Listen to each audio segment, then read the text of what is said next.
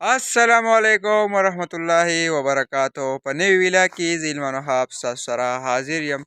راځئ چې نننی ویلاګ شروع کړو. ها نو هبایي نن 11مه روژه ده. شکر الحمدلله الله لس خوښه په خیر خیریت تېرې شوې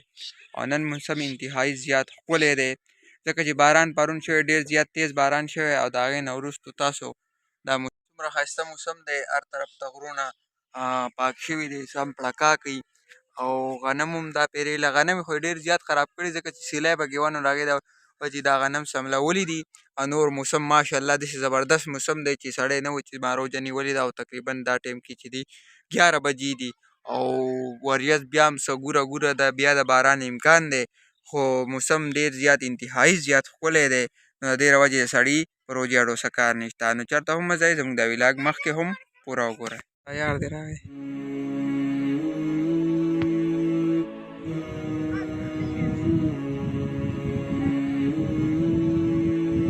په دې ټایم کې د ماسپښین لمونځ وشو موږ د لمانځه نه واپس رالو او تاسو کتلی شئ چې دا موسم بیا وریځ راغلی بیا د موسم د باران دی نو ډېر زیات باران وشو نو چې غرمه شي نو ښه به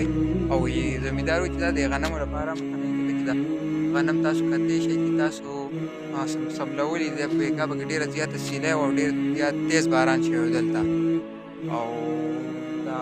بوټي هم خراب کړي و دې بوټو باندې هم څه مرض راغلی پاڼې ټولې غورځولي دي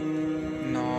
انشاءالله چې نور ښه شارټونه موږ اخلو نو چېرته هم مه ځئ زموږ سره را ویلاګ پوره وګورئ.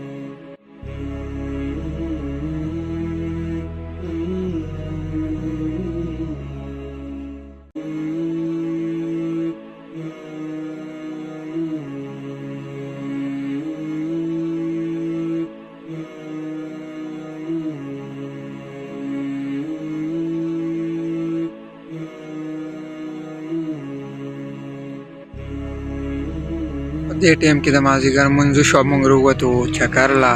اوس دلته د دې سیند په غاړه ناست یو تاسو کتلی شئ چې دا سیند بهیږي باران شوی تاسو ته ما په وخت کې په ویلا کې وي اوس موږ د خوړ غاړې ته راوتي یو دغه پورې زموږ هغه ګراونډ دی هغه زموږ ګراونډ دی اوس په روژه کې موږ ګیم نه کوو ځکه چې په روژه کې موږ ټول داسې یو چې لکه د ګیم قابلان نه یو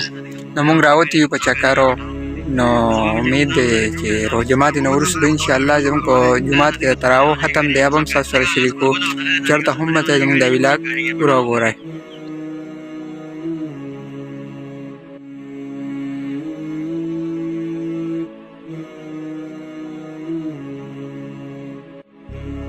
شکر الحمدلله زموږ په تراویح کې ختم وشو او دې ټایم کې تراویح مو شو ختم وشو او بیان پکې هم وشو او دې ټایم کې زه ښکته راغلی یم نو دا ویلاګ هم د دې ځای پورې و که دا ویلاګ خو چېرې خوښ شوی زموږ چینل سبسکرایب کړئ لایک کمنټ وکړئ او شیر یې کړئ.